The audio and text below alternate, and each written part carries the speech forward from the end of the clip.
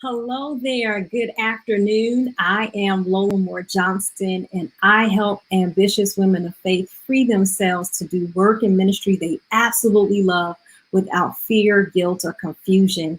I want to welcome you to this Bloom moment this afternoon. I have been revisiting and making sure that people know where to find me. And I want to make sure that you are encouraged to make it through this season. So if you're watching this video and you have not subscribed to my channel, please take a moment, like this video, share it with someone, and subscribe. I would love to be able to notify you whenever I am going live or when I have new content that I'm sharing. Today, I wanted to jump into a subject that I think is really important for all of us in this season. But beforehand, I want to remind you again to go ahead and like and share so that this message can get out to anyone who needs it. I wanted to share with you a message today that I need you to believe. I need you to believe. As people of faith, we know, number one, the utmost act of belief is believing in the Lord Jesus Christ. And so we believe that he is our savior, and that his sacrifice is able to cleanse all of our sin. But I also realize that while we may believe in Jesus Christ, many of us fail to believe in ourselves and the design that God actually put together for us. And so we find ourselves thinking that we are slow, thinking that we are disadvantaged, thinking that we don't have anything special to give to the world. But I wanted to take this moment to share with you that even though your schedule may be busy, although you may not make as much money as you want to make right now, although you may not be doing work or ministry that you love, you are able to do more. And there is a unique brilliance that is inside of you, a brilliance that God gave you to do incredible things in the world. What do I mean? Well, everybody has something that they do, a perspective that they can see, a skill, a talent that they bring to the world that shines like brilliance when we are actually paying attention to it.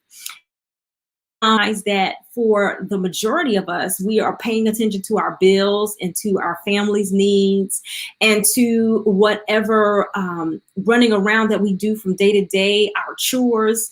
We pay so much attention to those things that we forget that there is a unique perspective, a unique gift, talent, or skill that we offer to the world that sets us apart from other people. Perhaps it might be because your talent or skill is simply not valued by the people around you. I remember being a teenager and I loved to sing. It was the one thing that brought light to my eyes and joy to my soul. But in a moment of frustration, a close family member said, you have to be able to do more than just sing. And from that moment in my teenage years till today, I struggle with whether or not music is important enough for me to bring it to the forefront of my life. And struggle with those same moments where someone has downplayed something that you love to do, where you have not been able to find someone to pay you top dollar for a skill that you bring to the table. And when we allow other people's valuations of our gifts to determine whether or not we value them, then we have made that individual Lord of our life. I want to say that again. When we allow another person's valuation of our gift, skill, talent, or ability to be how we see our gift, skill, talent, ability, then we have made that person Lord of our life. And unfortunately, many of us have selected lords that are not very kind to us. They don't see the value in us. And so anything that we do is now seen seemingly unvaluable to them, right? But that is a valuation issue that they have with us in general. We could literally be doing something that's a multi-million-dollar skill, gift, talent, but because that person does not like us, because that person does not love us, now that person has poo-pooed on our stuff And if we are not careful, we will start to join in with them and help them out in poo-pooing on our stuff. I mean, haven't you had someone in the past say something about your ability to speak in public, or your handwriting, or something about the way you walk, the way you look, your size, your skin color, because it did not meet up with their preference, or because they weren't even having a good day that day? They thought it was okay to speak down to you. But unfortunately, when our sense of worth is not in the proper place, we will trust their evaluation of us more than we trust our own evaluation of ourselves. So I recognize that some of us have been the victims of purpose pirates. Oh, come on, this is good. We have been the victims of purpose pirates. People have found ways to hijack our purpose, and now we find ourselves under their lordship. And so until that person says I'm good, until that person says I've made it, until that person says that what I'm doing is worthy, then I am not free to celebrate that on my own. And it's time now. I want to share with you that today is the time to overthrow the pirates. It's time for a mutiny in our lives, where we throw out the voices of people who have downplayed our brilliance, and where we actually exalt what the word says about us. I will praise you, for I am fearfully and wonderfully made. Marvelous are your works. That's me. And my soul knows it good and well. So when you recognize that the word is saying that you are of inestimable wealth, of inestimable value, then you recognize here that anyone who says differently is a liar. And that's even for you when you look in the mirror and you are comparing yourself to something that you have seen at your church, comparing yourself to somebody that you've seen walking on the street, to someone that you witnessed on Instagram or Facebook. When you start to downplay your own brilliance, you become a liar. And I believe that now is the time to stand in the truth that there is brilliance that is lying dormant in me. There's brilliance lying dormant in you. And the moment you choose to believe that there's brilliance on the inside of you, you will begin to experience success. You will begin to experience goodness around you. And you will notice that you have creative energy to change circumstances that are not favorable in your surrounding sphere. So let me say it again.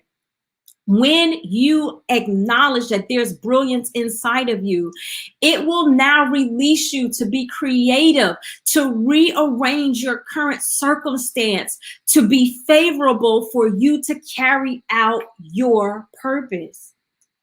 And many of us, I'm telling you, it's not that you don't have brilliance, but because you don't believe in your brilliance, because you haven't chosen to invest in your brilliance, you have not tapped into the creative power that the Creator has given to you to rearrange your circumstances. Haven't you been in that situation where it seemed like nothing would work? I mean, nothing would work. And you tried approach after approach and you were tempted to give up, but in a moment you got an idea, a creative idea that actually worked. And now the thing that you believed in your mind was impossible has not only become possible, it's done. And there are some problems in your life that you think that you can't overcome, but I'm telling you, just believing that there is brilliance inside of you now releases you to be creative. Be creative on your job, being creative with your schedule, being creative with your family, with your kids, with your spouse. Now that you believe that there's brilliance in there, you are now giving yourself the room to be creative.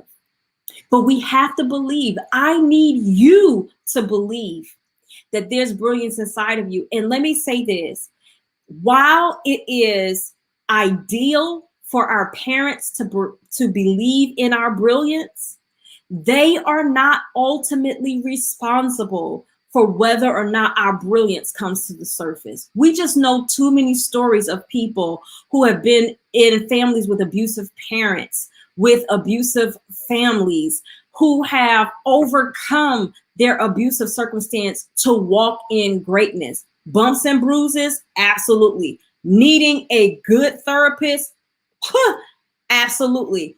But you can still own your brilliance even when your parents don't believe it. You can own your brilliance when your employer does not believe it. And it is not ultimately your employer's responsibility to acknowledge your brilliance. It is ideal, but it is not their responsibility. The only person who has the responsibility to own your brilliance is you. It does not matter if nobody on this planet acknowledges your brilliance. It is your responsibility to own it. And I promise you today that when you start owning your brilliance, when you start walking in your brilliance, when you believe that you have been gifted with something that can change the world, when you walk in that thing, other people will fall in line. Let me tell you, I have been tinkering with Bloom for years. And I remember being in an environment where Bloom was not welcome. People did not see the value in it. They didn't understand what it was. They didn't appreciate it. And they created a hostile environment where Bloom almost died. But I believed that Bloom was important. I believed that there was something inside of it that could actually change the world. I saw how it impacted people when I actually went through with it. And so I stuck with Bloom. But it was not their responsibility. The other people outside of my sphere, the people who were looking on from the outside, it was not their responsibility to own Bloom. It was my responsibility. It was mine. And that allows me to be able to move forward without frustration, without bitterness and anger. It allows me to move forward boldly because I kept it alive. They couldn't kill it. It was going to be on me. And understand that when we have had dreams, hopes, when we have had things that we have believed, that things that brought warmth to our body and joy to our soul, when we have allowed those things to slip away, while the other people outside may have contributed to that thing slipping away, it was ultimately our vote that killed it. We had to determine that we were not going to try anymore for it to die. And I'm so glad that I put my vote in that Bloom was going to live. And I want to speak to you today and say that I need you to believe that whatever that brilliance is on the inside, that number one, because it's inside of you, it can live, okay? It can live. That's the first thing. Because it's on the inside of you, it can live, right? And as you commit in this moment to that brilliance, it will live. Come on. It's viable, and you are committed to this moment that you are going to continue to stoke the fires and give it life. I want to say just a couple of things, and then I'll go out of your way. That when you believe in that brilliance and you make investments in that brilliance, that you now provide the capital needed for it to survive. You are the first investor in your dream. And I'm telling you, now that I have walked in my purpose and I have allowed it to become in me what it's supposed to be, then there are people who offer me jobs, opportunities, speaking appointments, money. They sow into me because I am doing what was inside of me. But it was because I believed in it that it continued to move. It was because I believed in it that it continued to live. My belief became the incubator for it to become a viable entity. And I want to say that to you, your belief becomes the entity that is the incubator for your passion, your brilliance, your purpose. So I want to ask you today, What is your purpose? What is that thing that makes you smile on the inside? And how can you take a step today in that purpose? How can you take a step today to own it and to determine that it will not die on your watch? Now, you might be listening and saying, man, I kind of need to dive into this. I need to do more. So I want to invite you to an event that's going to help. It's called Bloom in the Pandemic. It'll happen on this coming Sunday, May the 16th at 2 p.m. And it's going to talk through how to stay motivated in the pandemic. One of those ways is for you to believe in what's on the inside. If you're interested in joining, I want you to go to bloomnow.lolajohnston.com.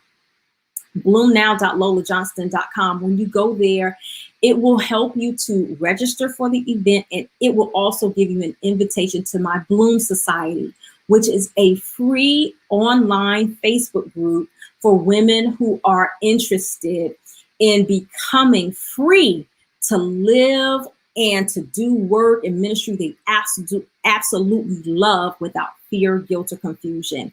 If it's for you, just go ahead and sign up. Thank you so much for your time today. And I want to say that above all things, I need you to believe. And when you believe, all things are possible. Have a wonderful day.